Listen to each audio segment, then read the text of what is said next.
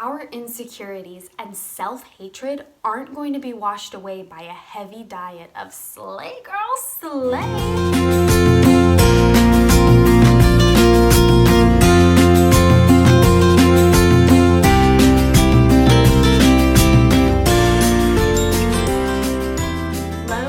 Welcome back to my YouTube channel. Thank you to everyone who is visiting again, and a special thanks to new viewers who decided to click on my face and see what this was all about. Hello, my name is Caitlin and I run the blog called Mrs. Midwest. I live in the Midwest with my husband and dog. You can see her over there. And I blog and write about women's heart and mind issues, homemaking tips, things about beauty, skincare, a lot of just women's interest things.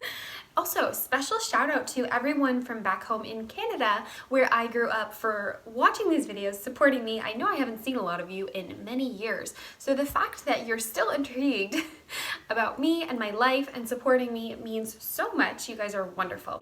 All the topics I pick are chosen to help us as women live more wholeheartedly and honestly, especially in our modern society where we have a lot of dishonest messages that are chosen just to make people feel good. I always want to take a step back from that easy way out and choose to talk about messages that are real and things that will actually help women, not just things that will make us feel good. BuzzFeed, Betches, and Bustle, and all sorts of other female-geared publications are constantly tripping over themselves to remind me, a woman, that I'm awesome. We see memes, tweets, articles all the time reminding us that we're goddesses, we're queens, we're slaying. Whenever we're feeling crappy, we just need to take a step back and revel in our awesome woman power. Rarely do they ever say, hey, you might need to work on yourself, and that's okay.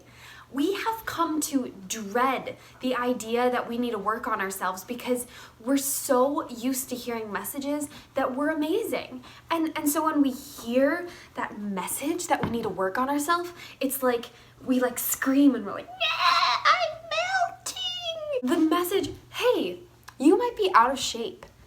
It makes people melt into a ball of a puddle of emotion. You know, the idea that you might need an attitude adjustment, or you're making foolish decisions with your money, or you're being a bad wife or a bad girlfriend. All those messages make people melt into a puddle. We don't have the capability anymore. We don't have the emotional fortitude anymore to hear that we're not perfect just the way we are. So why is the message that you're amazing, you're a goddess, you're a queen, not helping our insane self-esteem problem? Why is reminding myself that I'm a goddess not actually helping my self-esteem?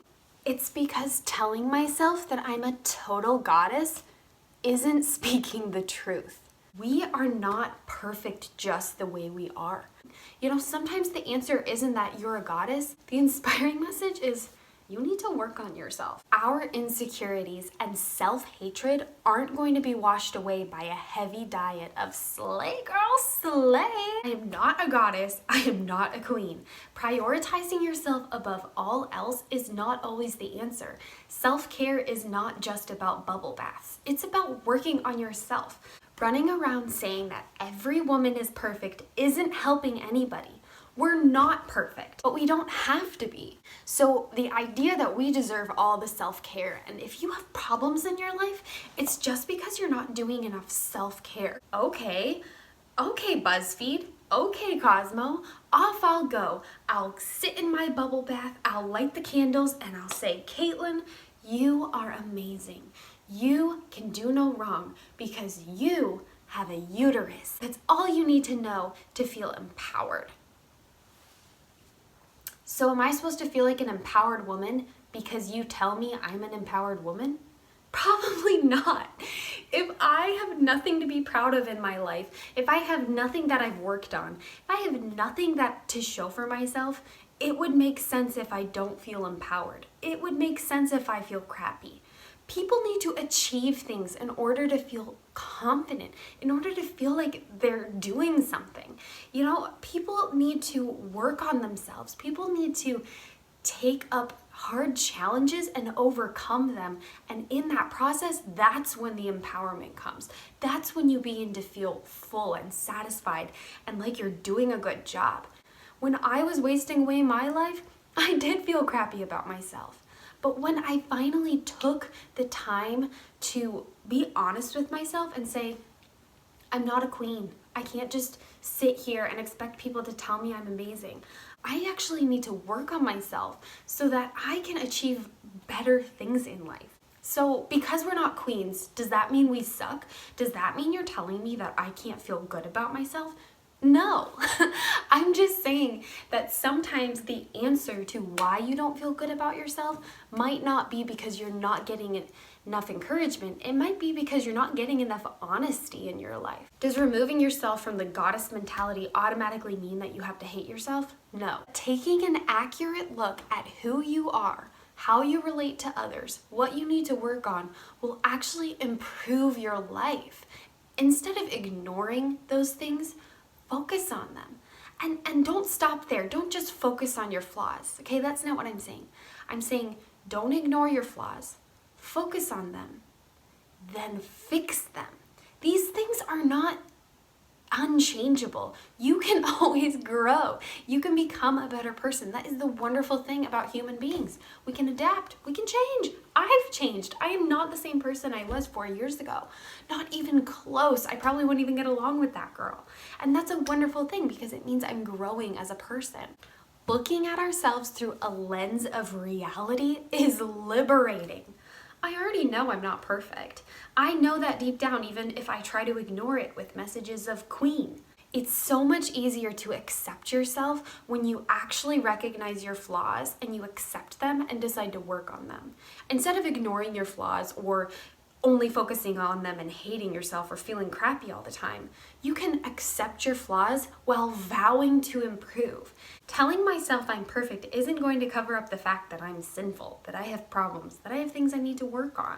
It's healthy to have a strong understanding that we're not perfect angels and we don't have to be. It is beyond healthy, crucial even, for us to sit back and openly observe our flaws, accept them, then vow to work on them. This is not a selfish undertaking, okay? Working on yourself benefits everybody. Okay, cool, Caitlin.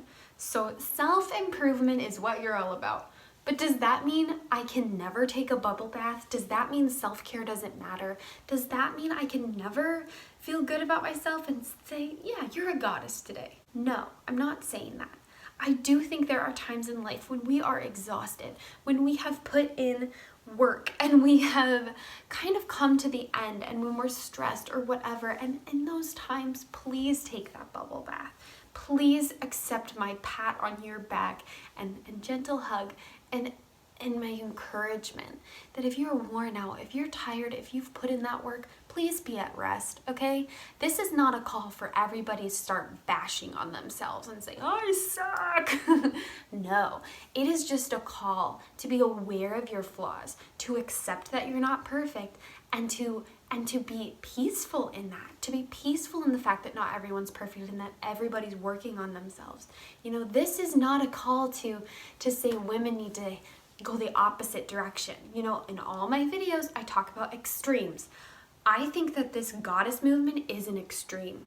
I'm preaching a balance where we can feel good about ourselves for the things we've earned and the things we've worked on and not be too hard on ourselves, but take an accurate look and just keep weighing those things. And that's only something that you can do for yourself. That's only something that you can figure out.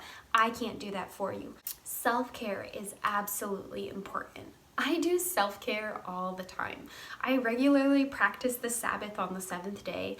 I will definitely do a deep conditioner once a week. I'll watch that next Netflix show, paint my toenails, take a walk around the block. I do it all. But self-care is part of self-improvement. And I always think about this. The word care means so much more than just cuddling and coddling and nurturing and tending and being sweet.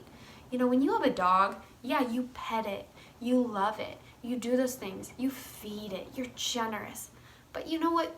When you have a dog, you also have to take it to the groomer. You have to give it its shots. You have to train it. You have to discipline the dog. The dog needs that structure. We need that cuddling. We need that hug. We need that bubble bath. But don't only indulge in that side of self-care. Recognize that we also need discipline in our lives. We need to work on ourselves. We need our shots. We need to work out. We need to care for ourselves in both ways, and that's how we find balance in self-care.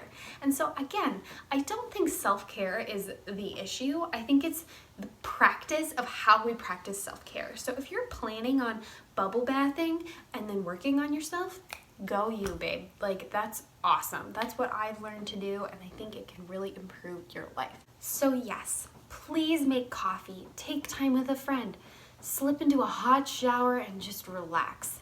But then also take time to journal. Take time to talk to your spouse about how you can improve.